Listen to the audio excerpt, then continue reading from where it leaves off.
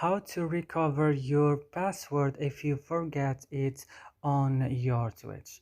I'm gonna show you guys in today's video how to do this. Just watch and follow this video till the end. So let's gonna start.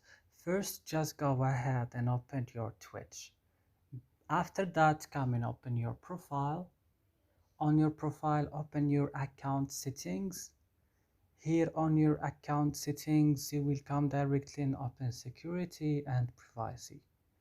After that, you will find here password, and from here you will for example click on forget your password.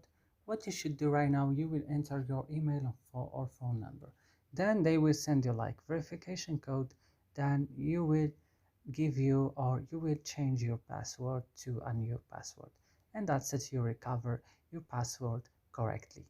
That's it. Don't forget to like, subscribe. See you next time.